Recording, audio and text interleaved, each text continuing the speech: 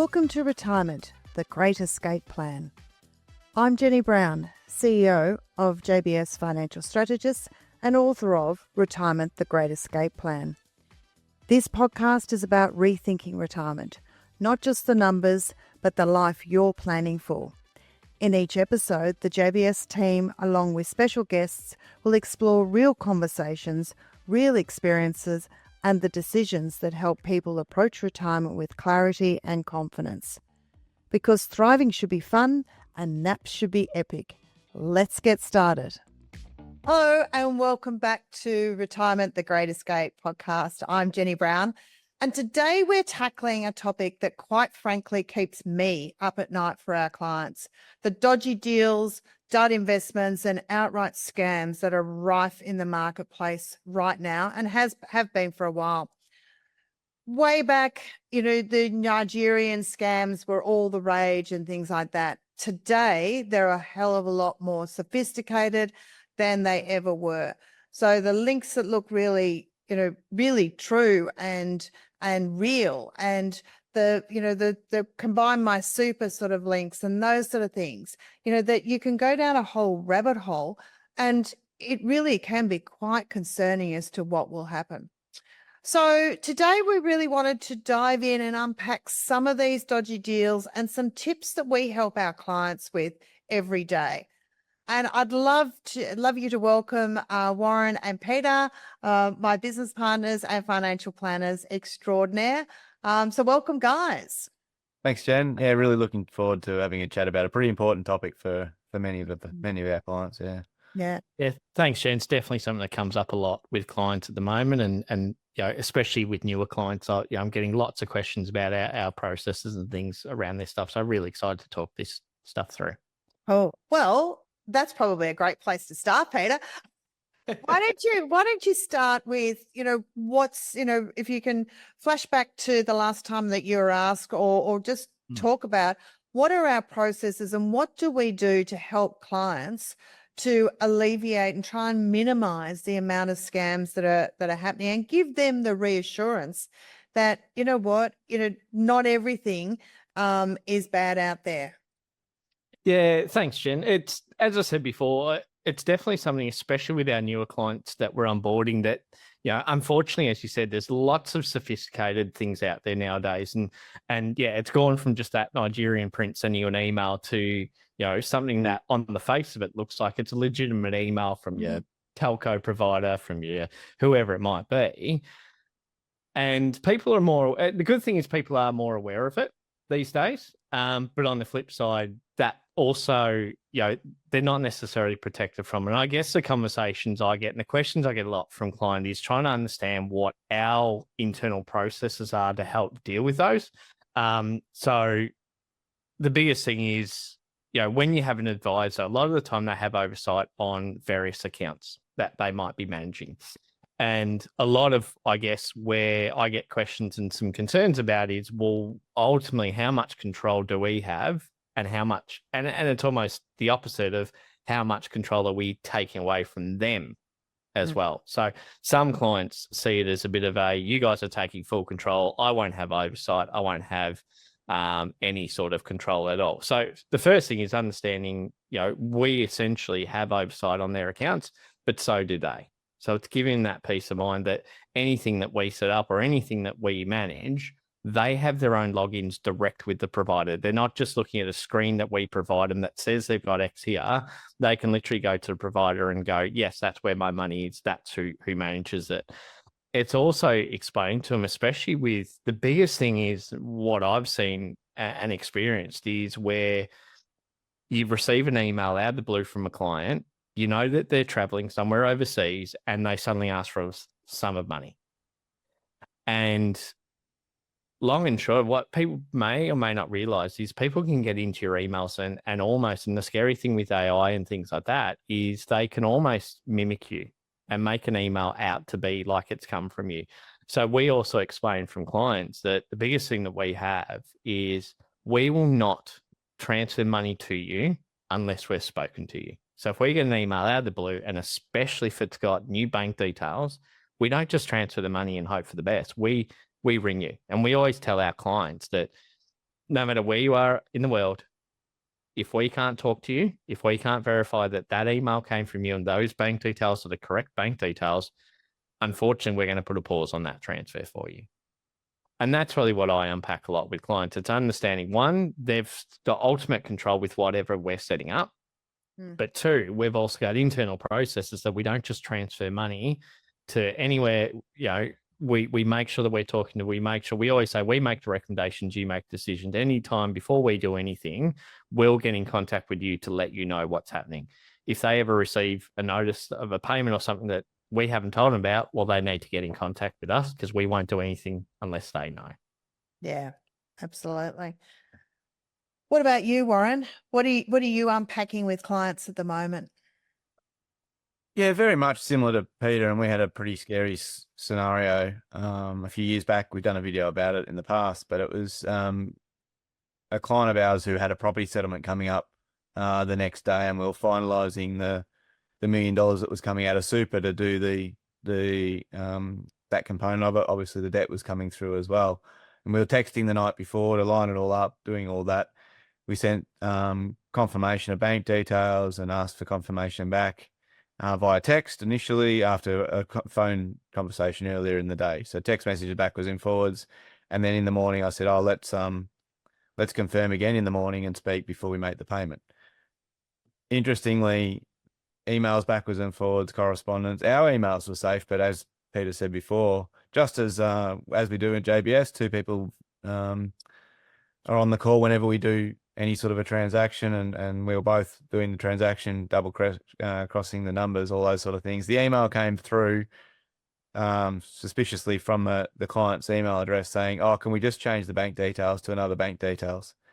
And I saw that email as we were doing the payment and said, nah, that's not from the client. Rang the client up and he didn't, that wasn't from him. So someone was in his emails watching our backwards and forwards correspondence. And as a result, we were able to, ensure that the payment went to the right person and saved a pretty significant situation there. So there is a real importance on ensuring that you are talking to the people you know you are talking to.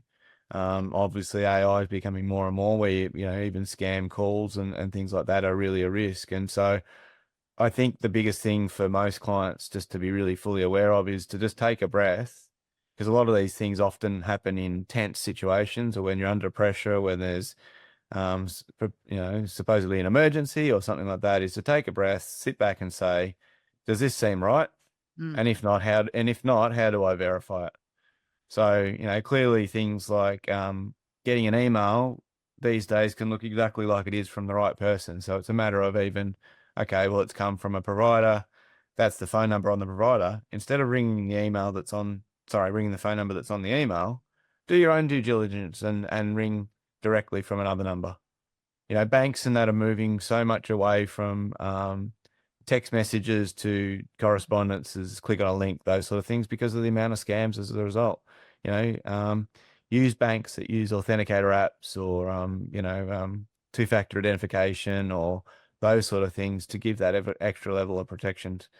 But it is really challenging because often, banks will need to do the due diligence to implement some of these things around anti-money laundering and identification and challenges around that. So it is a bit of a minefield, but I guess the important thing for most people to do is to make sure that don't do something unless you're really sure. That'd be probably my number one tip. Yeah. Yeah. I think, a lot of the time, and I reflect back on what happened with a failed investment, earlier this year, the Shield First Guardian.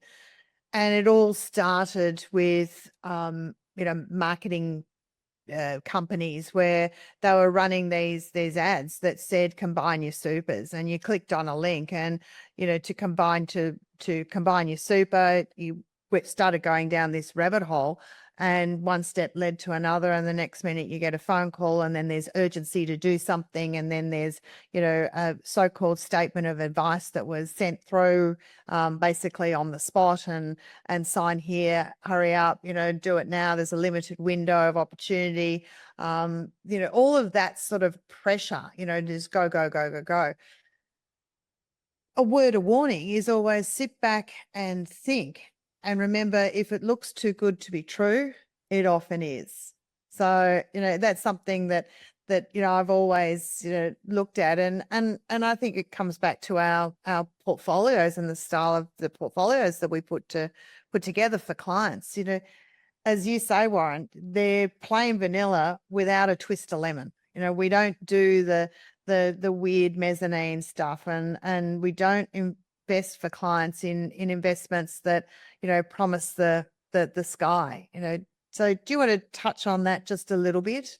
Yeah, it's unfortunate. It's a really challenging topic for us in this industry, because it does give us all a bad name, and often it's also the people who go into these sort of schemes, get rich quick, or double your money overnight, and too good to be true, such a thing. It's the people who are struggling and the ones who are needing to do the extra work or looking for a golden bullet, so to speak, who do get scammed, really, because it's unfortunately that's what it is. It's a lot of these sort of schemes are all around trying to look after the person who's actually running the scheme rather than anyone else. And I guess that's the biggest challenge, again, that I would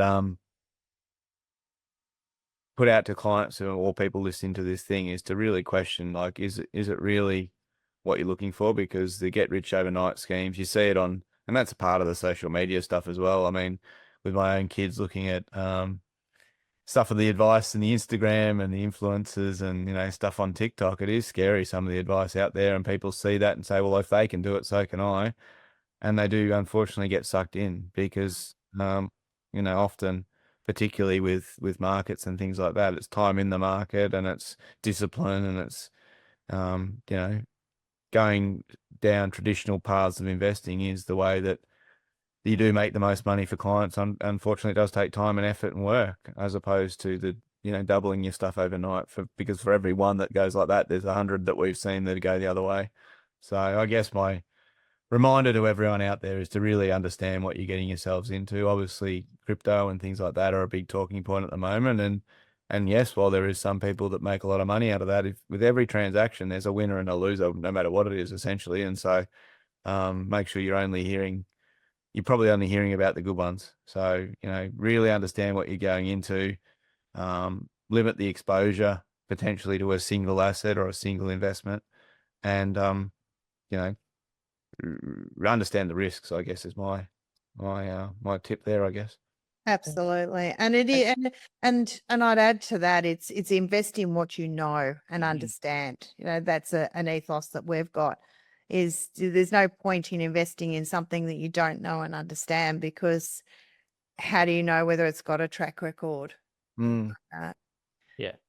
And if I can add to that, just a similar thing, I had experience of recent times with a client that came on board, and unfortunately, part of the error that they made, if that's a way to put it, is they also, almost that pack mentality, they had friends who went into this investment, so that gave them that confidence. Okay, they've been invested for so long, I'll now jump in. And I think, again, that's got to be something you've got to be careful of, is just because someone else that has gone into an investment doesn't make it a sound investment.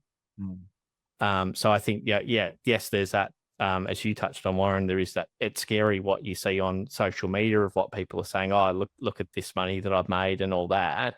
But I think there's also a real risk when you have that barbecue fireside chat with a friend, and suddenly you want to jump into the same thing. So that's where also, we have a bit of education with clients. It's, don't just do something because someone else is doing it. You need to go through these checks and balances yourself to make sure that what you are investing in or what you are going into is what it is. And I'd also add to that is, on social media, with all of the algorithms that are happening behind the scenes, I know, I love my garden, and I've got a whole lot of wicking beds, and I've just put a couple more wicking beds in. And I've built myself some composting bins. So what I did was, of course, I'm on Instagram, and I'm flicking through Instagram to actually look at ideas of what I can do and how I can do it and things like that. Well, lo and behold, every second thing coming through my Instagram feed now is wicking beds or composting systems. Let's turn that into money combining super, investments, all that sort of stuff, if you've clicked on something that is along those lines, of course, there's all these great opportunities that are going to start coming through your Facebook or Instagram feed. And it's a real worry because they're not all legit. Mm. Yeah, there's really some key questions there, I guess, you need to ask when you're going into any of that sort of investment. Like, you start delving into some of the questions around, are they licensed? Have they got their own, AFSL? Have they got a credit number? Looking and asking for PDSs. The sort of responses you get when you start and asking some educated questions around that really can determine pretty quickly whether, what they're up to and what they're doing. And, you've got to also understand the motivation behind these people as well. If they're doing an advertising campaign, unfortunately, our industry has had a history of, commission-based, fund-based, sales pitches, those sort of things. In this modern day, if someone's not a fee-for-service advice or charging you a dollar figure to do what they think is best for you, well, it's then not appropriate. It's just, there's a vested interest in it. So, if you're getting, not necessarily spruiked, but if you're talking about someone encouraging you to buy a property within your super fund, what's the underlying, where's the property, why are they doing it, who's getting what?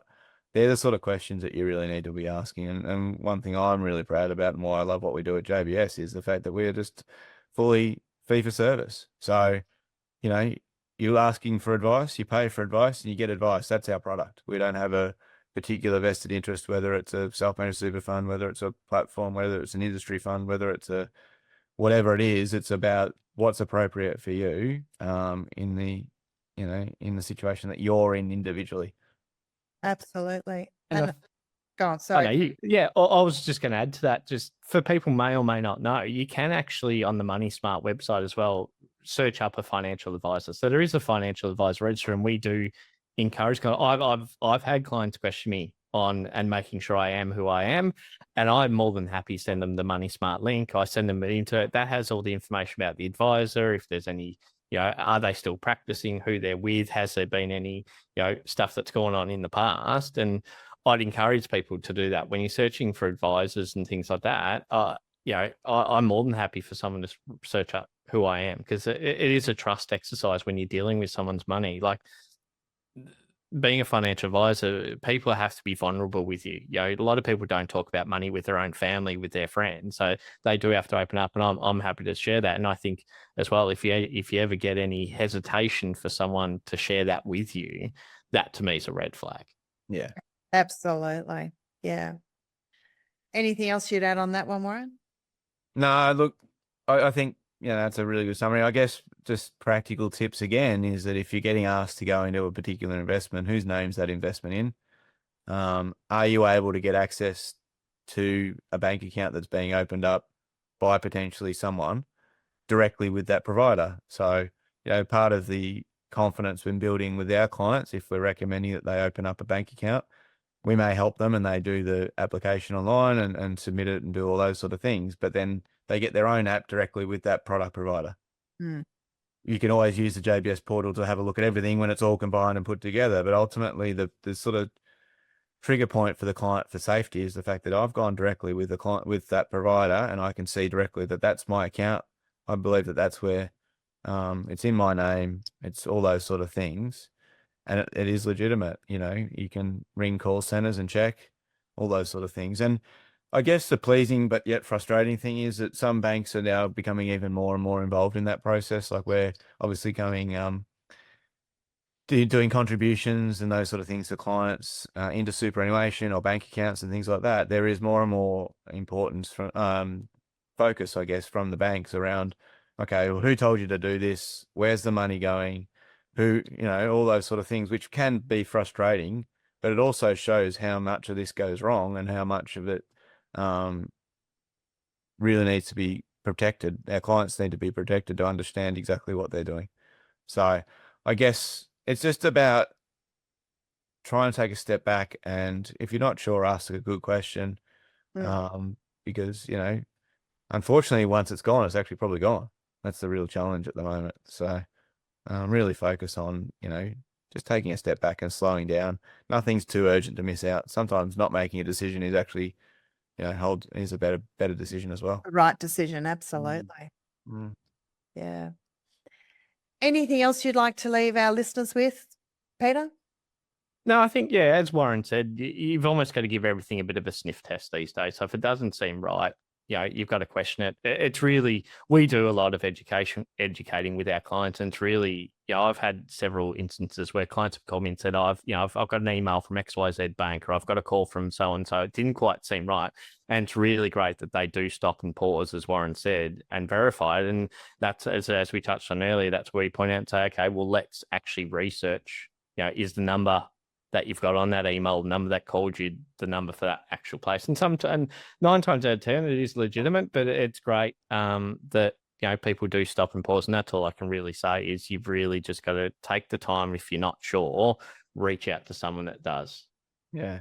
A funny one to finish with. I remember just going Easter camping. We booked the family tradition, 35 of us go every year, different spot every year.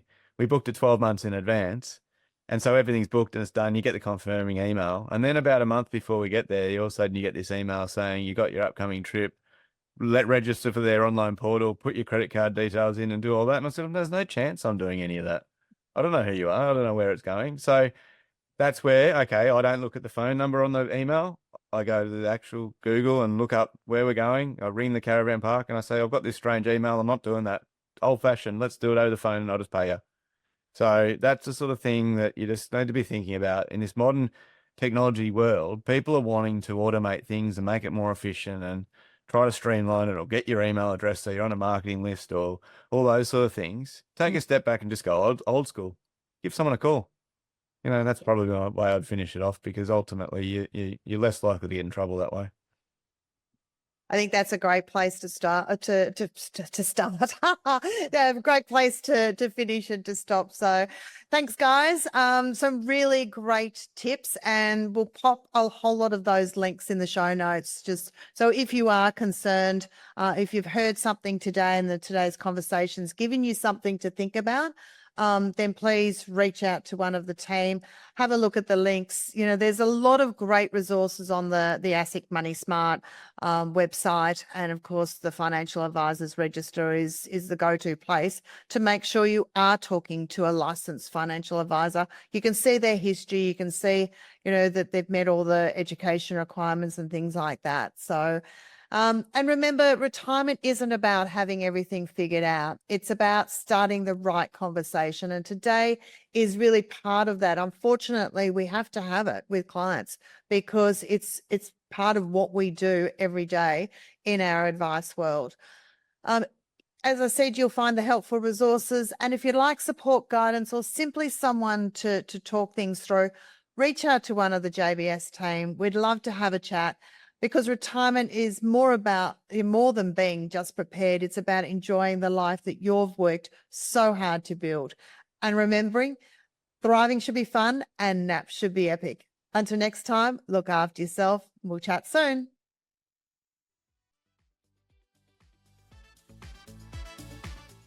Thanks for listening to Retirement, the Great Escape Plan.